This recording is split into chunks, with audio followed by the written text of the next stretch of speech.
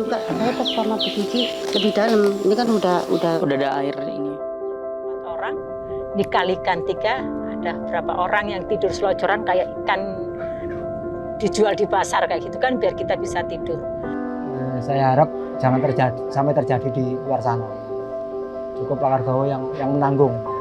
Ini harus diusut lebih jauh, diusut lebih tuntas untuk pabrik yang sedang beroperasi di sana. Sekarang udah 16 tahun ya Mas. Kalau mungkin dibilang harapan itu sih secara manusia kami sudah tidak berharap kepada manusia lagi.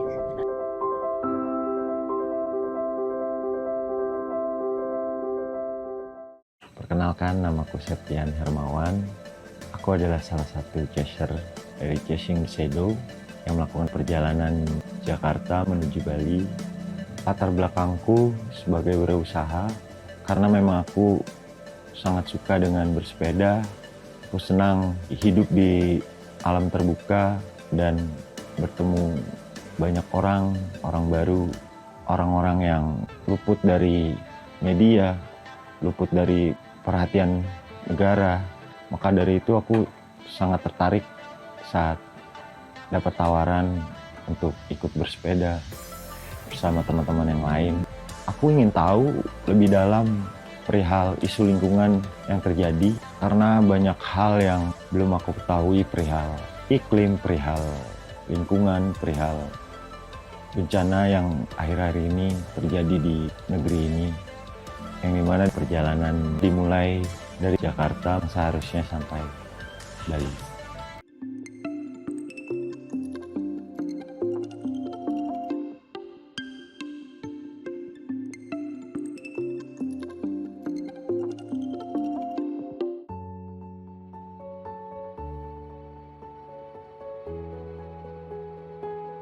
Kesan yang menyenangkan di Surabaya adalah kami disambut oleh teman-teman Bike to Work dan komunitas lokal lainnya. Kami diiring-iringi keliling kota Surabaya. Bahkan kami diantar sampai area bencana.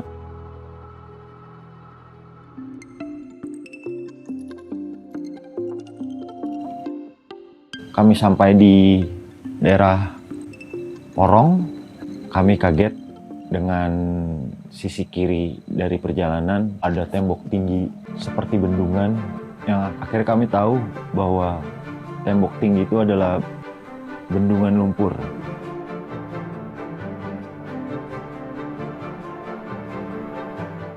Dan kami disambut oleh warga asli Porong yang terdampak oleh semburan lumpur. Bertemu dengan Ibu Suwar, kami diajak untuk berkeliling melihat banyak sisi hamparan lumpur yang tadinya adalah desa mereka. Dan Ibu Suwar bercerita, di lumpur-lumpur yang kami lihat itu ada 16 desa yang terendam.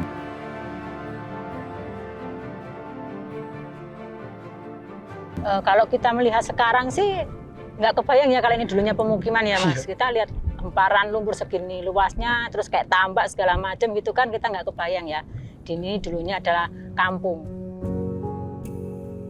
Lumpur Lapindo yang kita sudah banyak tahu, mungkin lebih dari 10 tahun, tapi sekarang tidak ada sama sekali berita-berita yang menceritakan atau menggambarkan situasi Porong saat ini. Jadi warga itu dipaksa untuk keluar dari kampungnya dengan alasan akan ada penanganan yang lebih cepat dan kita bisa bertempat tinggal lagi di rumah gitu. Kita disuruh ngungsi ke Pasar Baru Porong. Dan pasar itu kita menempati ruko kecil-kecil, mungkin 3 kali 2 meter persegi. Itu satu ruko bisa 4 kakak atau 3 kakak. Itu udah minimal sekali 3 kakak. Berapa orang yang tidur selojoran kayak ikan dijual di pasar kayak gitu kan, biar kita bisa tidur. Kami disarankan untuk memakai masker karena memang aroma belerang sangat kuat, dan jika memang kita tidak memakai alat bantu apapun, itu akan sangat mengganggu kesehatan kita semua. Kalau di sekitar sini kita mandi pakai air sumur, pasti gatal sekarang ini.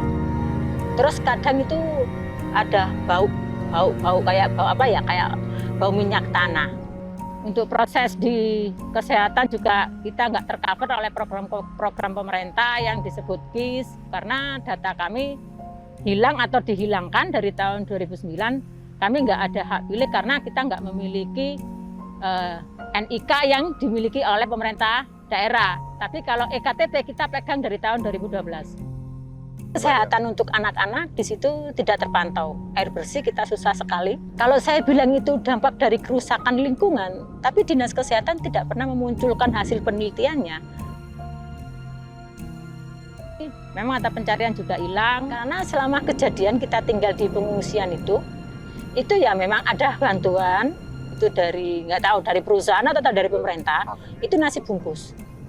Aku nggak bisa membayangkan gitu, hidup di area lumpur yang dimana dulunya pemukiman mereka, kampung halaman mereka, tempat bermain. Sekarang udah 16 tahun ya Mas, kalau mungkin dibilang harapan itu sih secara manusia kami sudah tidak berharap kepada manusia lagi sebenarnya. Karena apa? Kita sudah berharap sekian tahun, 16 tahun itu tidak sebentar gitu ya. Misalnya anak itu udah mau pegang KTP, EKTP dan mereka bisa protes gitu, tapi di sini kita tetap kayak tidak diakui bahwa kita ini warga negara Indonesia. Jadi kami tidak berharap lagi, karena harapan itu kadang-kadang buat hati kita itu sakit gitu, pahit gitu. Kita sekarang ini lebih ke berjuang, kita harus berdiri lagi, kita harus bangkit dengan keterpurukan yang sekian tahun kita alami. Aku berharap kita bisa merespon dari hal yang terkecil pun yang bisa kita lakuin, karena hanya itu yang bisa membantu tidak terjadinya atau tidak memperparah apa yang sudah terjadi saat ini.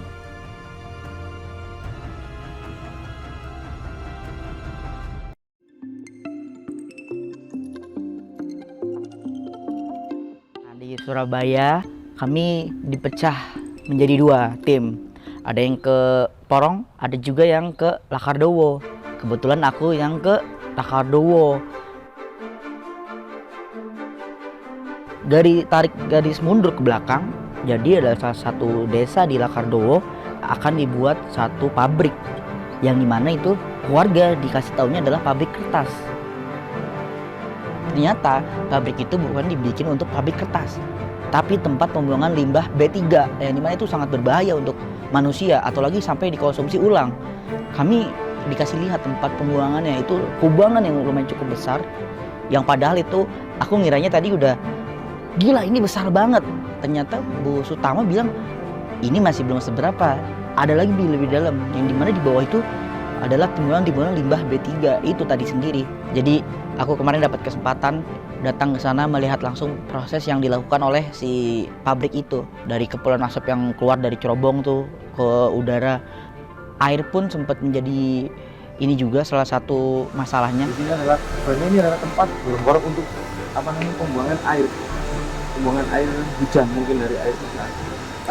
Tapi gorong-gorong ini telah dimanfaatkan untuk membuang limbah. Seperti warna hitam ini adalah jenis limbah cair. Mungkin saya kurang tahu jenis apa limbahnya. Tapi yang jelas air ini telah mencemari sawah, aliran.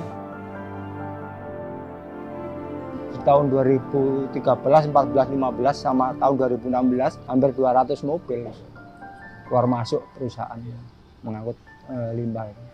Mereka memusnahkan limbah medis, juga limbah industri, limbah batu bara lebih dominan.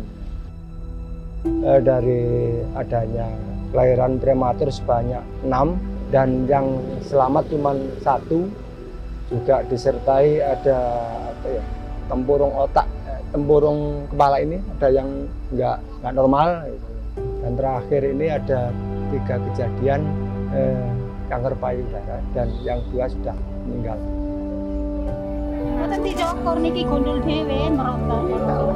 Karena kan gini Mas, untuk saat ini mungkin sudah miliaran ton kan limbah yang ditanam di dalam tanah ini kan akhirnya kan meresap ke sumur-sumur warga ini kan.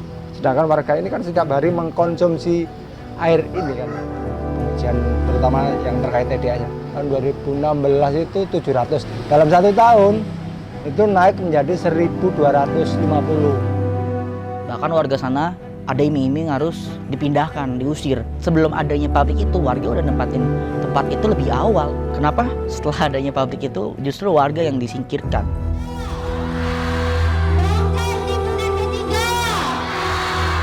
Sterilkan air kami, sterilkan tanah air kami.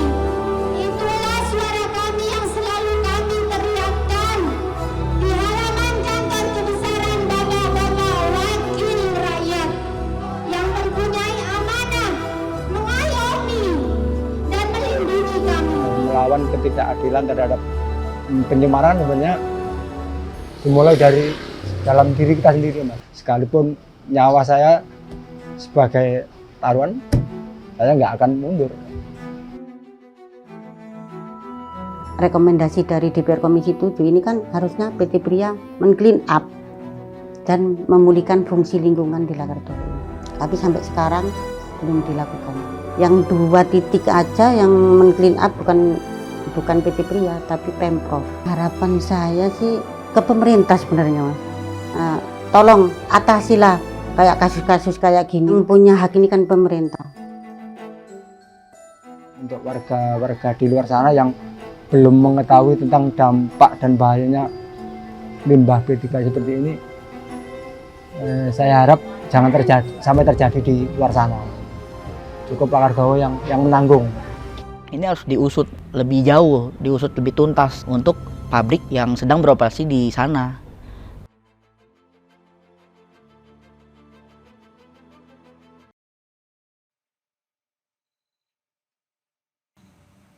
Tolong jangan membodohi terus warga yang tidak mengerti dan tidak tahu. Jangan ambil keuntungan dari ketidaktahuan itu sendiri. Sejak mereka lahir di kampung halamannya mereka sendiri, mereka hanya cuma ingin hidup tenang. Masyarakat terdampak krisis selalu seperti anak tiri, tidak pernah diperhatikan oleh daerah ataupun pusat. Aku berharap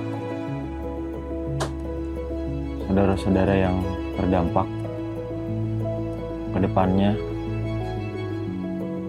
bisa menjalankan kehidupannya lebih baik dari pada hari ini.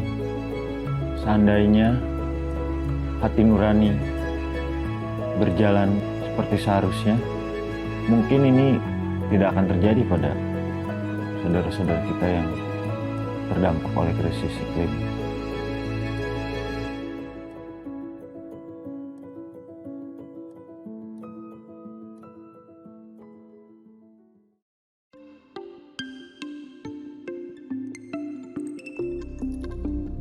Intinya kami menolak dan krisis.